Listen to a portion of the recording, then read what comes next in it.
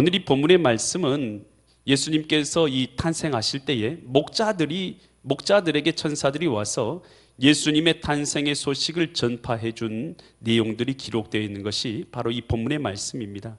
과연 이 말씀을 통해서 하나님께서는 이 시간도 우리에게 무엇을 깨닫게 하시고 또 무엇을 말씀하고자 하시는가?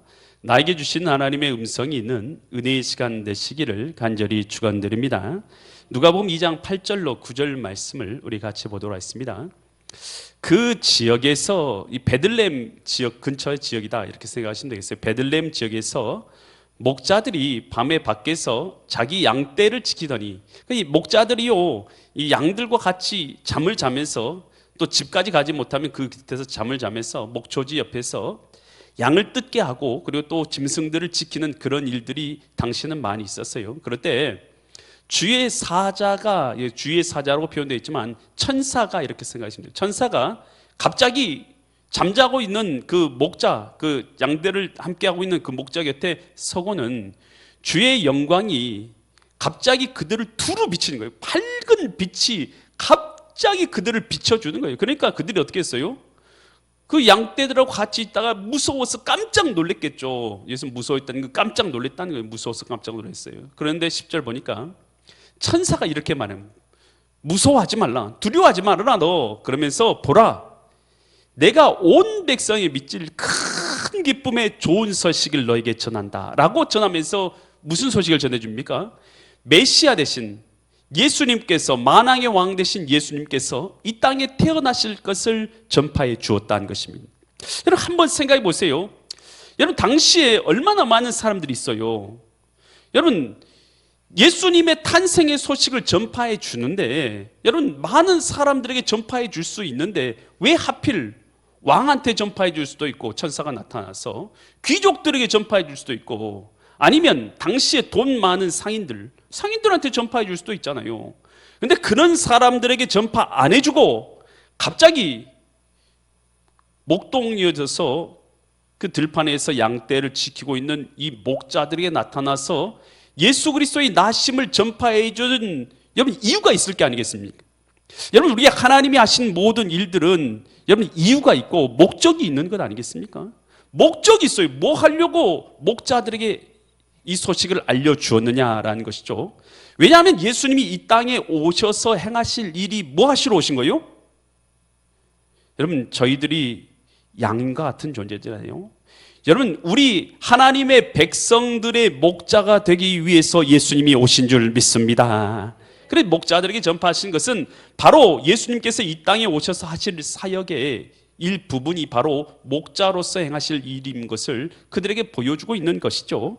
여러분 그래서 예수님께서는 우리 믿는 사람들의 목자가 되는 거예요. 그래서 우리 신자들이요 예수님께서 참 목자 되신 것을 알고 예수님 따라서 가면 여러분 우리는요 바른 생명의 길을 따라서 갈 수 있는 줄 믿습니다. 여러분 천국에 가는 길이 눈에 보여요 안 보여요? 여러분 눈으로 보는 길이 아니죠. 이 천국의 길은 예수님께서 나의 주인 되시고 목자 되심으로 말미암아서 내 마음의 주인 되심으로 말미암아 예수님 따라가는 길이 생명의 길이고 천국의 길인 줄 믿으시기 바랍니다. 그래서 성경에서는 우리들을 뭐라 부르고 있냐 하면 양으로 부르고 있어요. 시편 79편 13절에서 이렇게 말하죠. 우리는 주의 백성이요 주의 목장의 뭐라고요? 우리가 목장의 양이랍니다. 여러분 우리가 목장의 양이에요. 우린 영원히 주께 감사하며 주의 영예를 대대히 전파하리라. 여러분 우리가 바로 양인 줄 믿습니다. 시편 100편 3절에서는 또 이렇게 고백해요. 여호와가 우리 하나님이신 너희는 알지어다. 그는 우리를 지으시니요 창조하신 분이요 지으시니요 우리는 그의 것이니 그의 백성이요 그의 기르시는 양이로다. 여러분 내가 양이라고 하니까 좀 기분 나쁘세요? 여러분 그렇게 생각하지 마세요. 천지를 지으신 하나님께서 기르시는 양인 줄 믿으시기 바랍니다. 여러분 이 양을 보셨어요? 양 보셨어요? 양 직접 만져보셨습니까? 저는 직접 양을 만져보기도 하고 양 젖도 짜봤어요. 제가 이 양 젖짜는 서티피케이션을 갖고 있지 않습니까? 관광하러 가서 이 뉴질랜드가 이 양이 약 400만 마리가 있어요. 그곳에는 인구는 300만 명밖에 안 돼. 400만 명밖에 안 되는데 양이 4천만 마리가 있어요. 양이 4천만 마리. 근데 그곳 갔더니만 양 이제 목장에 가서 양 젖 짜는 걸 하잖아요. 그러면서 양 젖도 짜보고 그런 것을 했는데요. 겉으로 볼 때는 양이 깨끗해 보이잖아요. 양이 깨끗할 것 같아요? 더러울 것 같아요? 여러분 더럽습니다. 멀리서 볼 때는 그냥 하얗게 하고 흰둥흰둥 해가지고 막 뛰어다니는 것이 이쁘게 보이지만 가까이서 보면요 그렇게 더러울 수가 없는 게 양이에요. 참 우리 인간하고 딱 닮았어요. 멀리서 보면 깨끗해 보이잖아요. 가까이서 보면 뭐예요? 죄악이 가득한 게 우리 인간 아니겠습니까?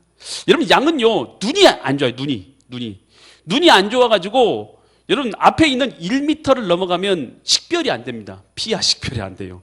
여러분 그러니까요 뭐만 좋냐면 귀만 좋아요. 귀만 좋아가지고 앞에 양들이 내는 소리하고 목자의 음성하고 개 짖는 소리를 알아들어요.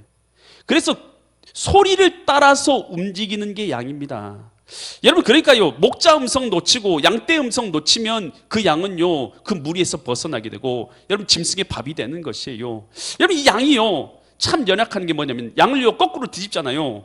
그러면요 양 턱 깎을 때 거꾸로 뒤집어요. 거꾸로 뒤집어 놓으면 양이 스스로 뒤집어지면 일어날 수 있어요 없어요? 안 해보셨죠? 못 일어납니다. 발버둥을 치지만 스스로는 잘 일어나도 못해요. 물론 일어나긴 합니다만. 그래서 털 깎을 때는 양을 뒤집어 놓고 등으로 뒤집어 놓고 털을 깎는 거예요. 그러면 꼼짝달싹 없이 양털이요 다 밀려가지고 깎이는 거예요. 우리 인간의 존재가요 마찬가지요. 한 번 넘어지면요 발버둥 치지만 잘 못 일어나요. 도와주는 이가 없으면 일어날 수가 없더라는 것입니다. 여러분 우리가요 양하고 우리하고 참 비슷해요. 목자 대신 주님의 목소리 잃어버리면 우리 멸망길에 빠질 수밖에 없는 거예요. 여러분 주님의 도우심 없이는 우리는 죄된 존재인 것이에요. 여러분 주님이 목자 되신 것을 알고 주님 따라가는 그의 백성 되는 것이 참 하나님의 양이고 백성들인 줄 믿으시기 바랍니다.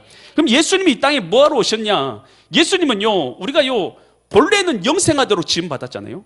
그런데 아담과 하와의 죄로 말미암아서 죄를 범함으로 하나님을 떠나버렸잖아요. 하나님 떠나면서 하나님의 형상도 잃어버리고 하나님께 주신 영생도 잃어버렸어요. 영생은 원래 우리 게 아니잖아요. 하나님의 것이지.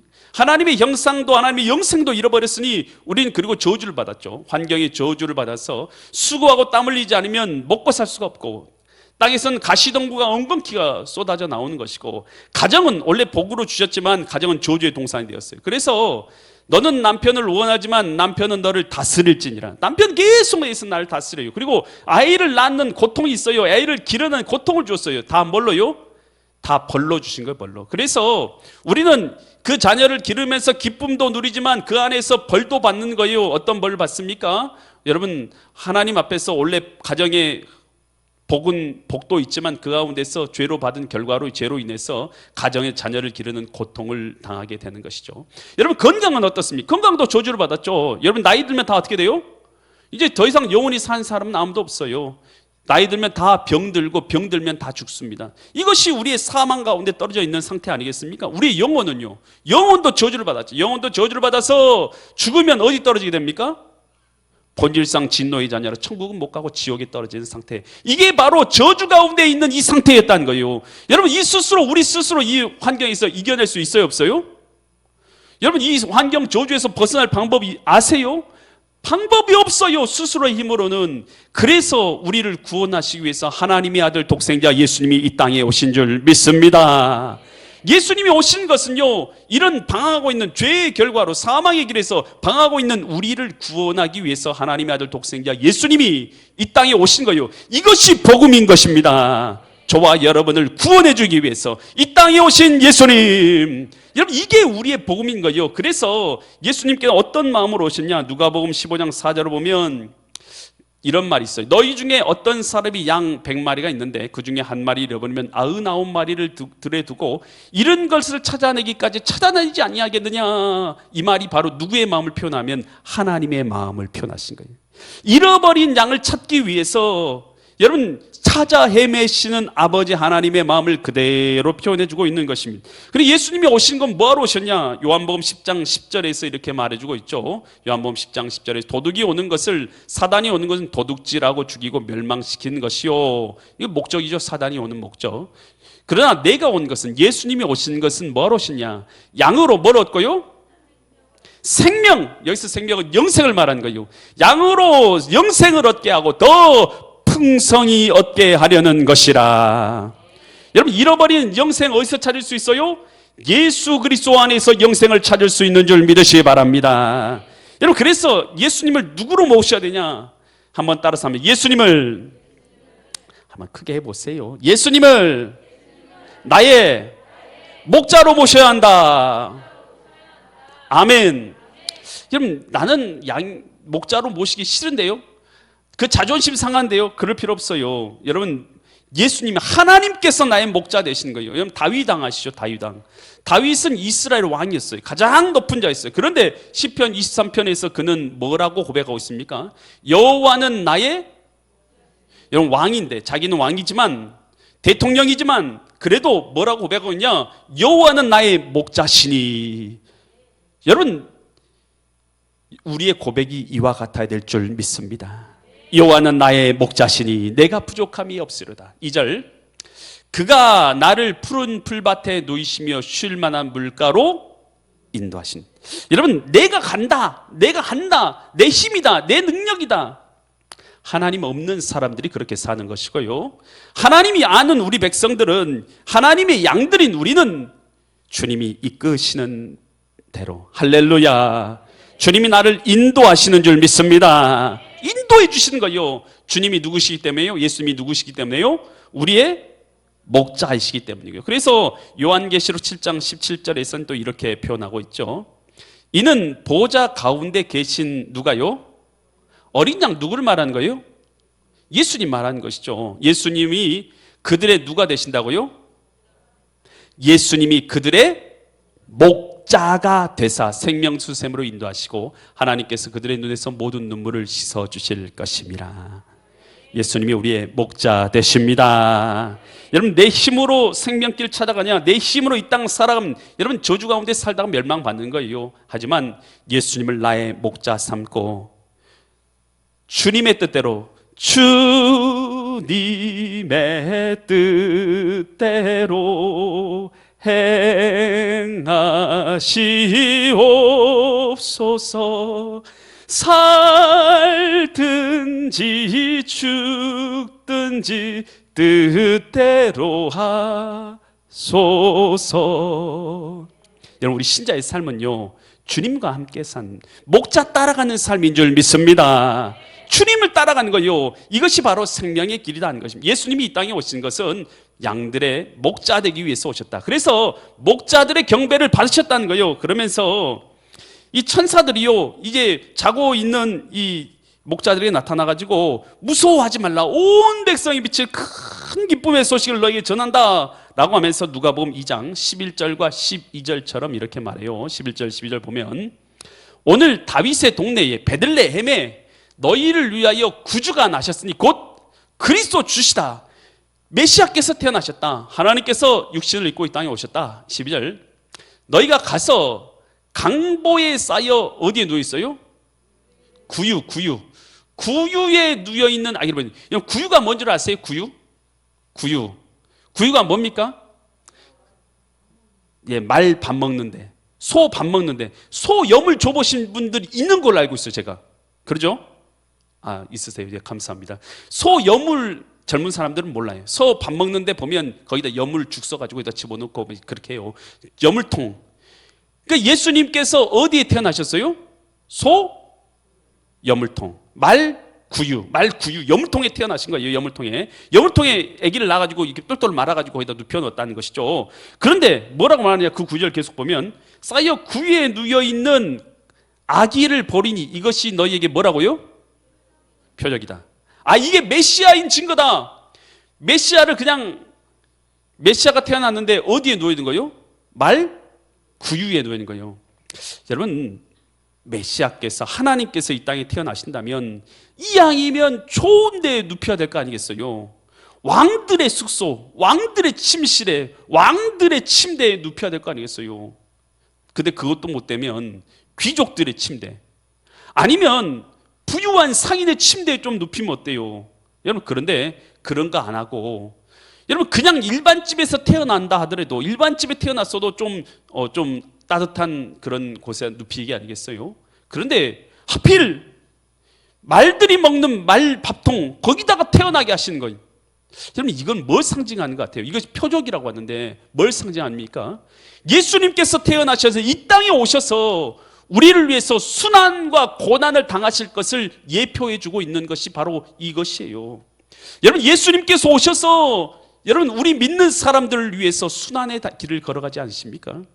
여러분 예수님이 십자가 진 거 얘기하면 사람들이 믿음이 없는 사람들은 어떻게 생각하냐면 나하고 좀 상관없는 얘기 그것이 무슨 내게 의미가 있냐고 이렇게 생각해요. 여러분 그런데요 뭘 몰라서 그러냐면 예수님이 이 땅에 오신 하나님이십니다. 그 사실을 믿으십니까? 부활하심으로 증명해 주셨잖아요. 이 땅에 오신 거 부활하심으로 말미암아 자신이 하나님을 증명해 주시지 않았습니까?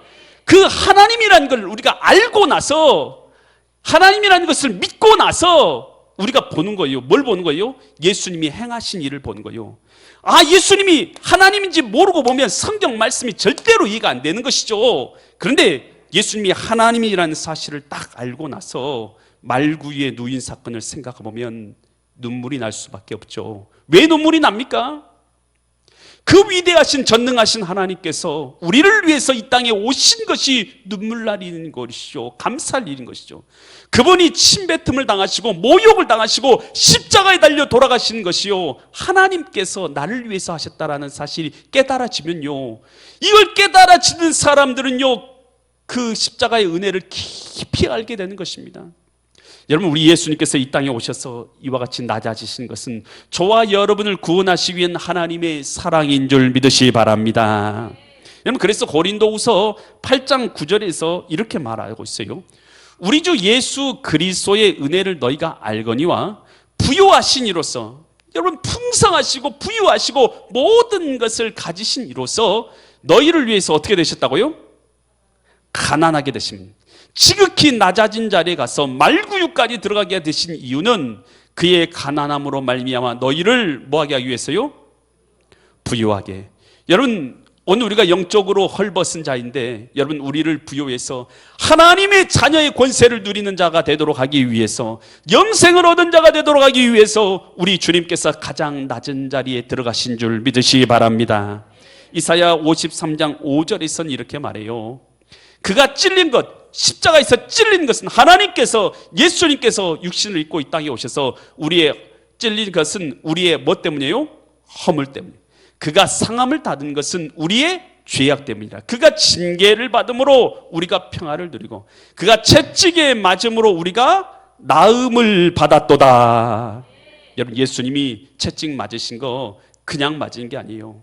저와 여러분들의 죄를 사해해 주시고 우리의 질병을 사망이라는 질병의 저주 가운데 있는 자 아닙니까? 여기서 우리를 믿음으로 건져주시기 위해서 믿음 안에 있는 자를 건져주시기 위해서 우리 주님께서 당하신 고난인 줄 믿으시기 바랍니다. 여러분 성경책 읽고 예수님을 만날 수 있기를 바랍니다. 여러분 예수님께서 왜 여물통같이 가장 낮은 자리로 가장 천한 자리로 예수님께서 임하셨냐 하는 것입니다. 그것은 예수님의 낮아지심으로 십자가의 그 낮아지심으로 말미암아 저와 여러분이 믿는 자들이 하나님의 자녀의 영광의 그 자리에 동참하도록 하기 위한 하나님의 사랑인 줄 믿으시기 바랍니다. 그러면서요 그것이 표적이 될 것이다 라고 말하면서 누가복음 2장 13절과 14절처럼 그렇게 천사들이 말하는 거예요. 호련히 갑자기 수많은 뭐가 등장합니까? 천군이 뭔 줄 아시죠? 천사들이 군대와 같은 천사들이 그 천사들과 함께 나타나가지고 뭐라고 있습니까? 하나님을 여러분 예수님이 나심을요 전파하면서 갑자기 하나님을 찬송하는 거예요. 여러분 우리 예수님은 찬송받기에 합당하신 하나님인 줄 믿습니다. 14절에서 또 그래 어떻게 뭐라고 합니까? 그들이 이제 찬송하면서 이렇게 말해요. 지극히 높은 곳에서는 하나님께 영광이고 이 땅에서는 누구께 영광이에요? 하나님이 기뻐하신 사람들 누구겠습니까? 예수님 모르는 사람, 하나님 모르는 사람들에게 평화가 있어요, 없어요? 그 사람들에게는 평화가 없어요. 여러분 하나님이 기뻐하신 사람들 중에 평화로다. 천군과 천사들이 하나님을 찬양하면서 예수님을 찬양하면서 이처럼 큰 소리를 외쳐서 이 기쁨의 소식을 전파하게 되었다라는 것이죠. 그리고 이 소식을 들었던 목자들은 어떻게 합니까? 누가복음 2장 20절 말씀 보니까 목자들인 자기에게 이르던 바와 같이 듣고 본 그 모든 것으로 인하여 하나님께 뭘 돌렸어요? 영광을 돌리고 어디로 갑니까? 찬송하며 돌아가니라. 예수님께 가가지고 아기 예수님을 경배하고 찬양하고 하나님께 영광을 돌리면서 돌아가게 됐다라는 거예요. 여러분, 크리스마스 하면 뭐 생각하세요? 대부분 다른 데 즐길 거리들, 또 신난 캐롤들, 이런 재미난 것들 이렇게 생각하는데요. 이 크리스마스는요, 진정 우리가 해야 될 것이 있어요. 그것은 뭐냐면 하나님을 찬양하는 일입니다. 하나님을 경배하는 일입니다. 하나님을 예배하는 일입니다. 이 땅에 오신 예수님을 경배하고 찬양하는 날이 크리스마스예요. 그거 잘하려고 대림절 만들고 그거 잘하려고 크리스마스 만들어서 주님 앞에서 예배하고 경배하는 날이에요. 근데 세상 사람들은 그 의미를 모르고 다른 것으로 기뻐하고 즐거워하려고 해요. 여러분, 하나님을 찬양함 없이 본질은 잃어버리고 다른 거 해봤자 아무 소용없어요. 진짜 기쁨은 그 안에 있는 것 아니기 때문인 거예요. 진짜 기쁨은 하나님을 경배하고 예배함이 크리스마스의 진짜 목적인 줄 믿으시기 바랍니다. 이 목자들이요, 그 소식을 듣고 진짜로 경배하지 않습니까? 여러분, 천국 가서 천국의 예배의 모습을 요한계시록 5장에서 표현해 주고 있어요. 요한계시록 5장 11절로 14절 말씀 보면 천국에서 하나님을 예배하는 모습이요, 내가 또 보고 들음에 보좌는 하나님의 보좌와 생물들이라는 것은 하나님의 옆에서 돌고 있는 이 그룹이라고 불리는 천사들이요, 거룩하다 거룩하다 거룩하다 라면서 하나님을 돌면서 계속해서 찬양하고 있는 천사들을 말해요. 또 장로들, 24장로라고 성경에 기록되어 있는데 24장로들이 둘러선 많은 천사의 음성이 있어요. 많은 천사, 그들만 있는 게 아니라 많은 천사. 여기서는 천천만만이라 이렇게 성경에 기록되어 있죠. 천천만만의 많은 천사들의 음성이 있으니 그 수가 만만천천이라.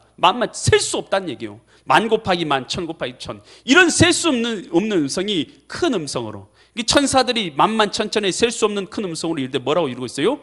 죽임 당하신 누구께요? 어린 양. 누굴 얘기합니까? 예수님께 뭐가 있어요?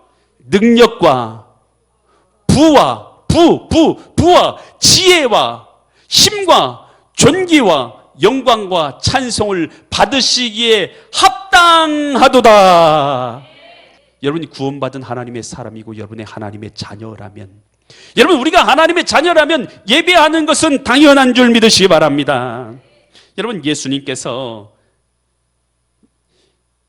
이 예루살렘을 입성하실 때에 사람들이 호산나 다윗의 자손 예수라고 하나님을 찬양하지 않습니까? 그랬을 때에 어떤 바리새인 한 명이 와서 사람들이 당신을 찬양하는데 찬양하지 않게 하옵소서라고 그렇게 말합니다. 그랬을 때 누가복음 19장 40절에서 그렇게 예수님 말씀하세요. 대답하여 이르되 내가 너희에게 말하니 만일 이 사람들이 잠잠하면 뭐가 일어나 찬양할 거라고요? 돌들이 소리 지르리라. 여러분, 우리가 찬양 안 하면 하나님은 영광 받지 못하신 것 아닙니다. 온 피조물이 주님을 찬양하고 있는 줄 믿으시기 바랍니다. 여러분, C.S. 루이스, 그는요 이렇게 찬양에 대해서 말하는데요, 찬송은 구원받은 신자의 기쁨이며 스토리이며 완성이다. 여러분, 우리 신자들의 기쁨은요 주님을 찬양하는 것에 있는 줄 믿습니다. 시편 147편 1절에서 이렇게 말합니다. 할렐루야, 우리 하나님을 찬송한 일이 선함이며 찬송하는 일이 아름답고 뭐하다고요? 마땅하도다. 여러분, 목자들의 경배를 받으신 주님, 뭐하러 예수님께서 목자로서 이 땅에 오셨고 왜 여물통같이 낮아지셨습니까?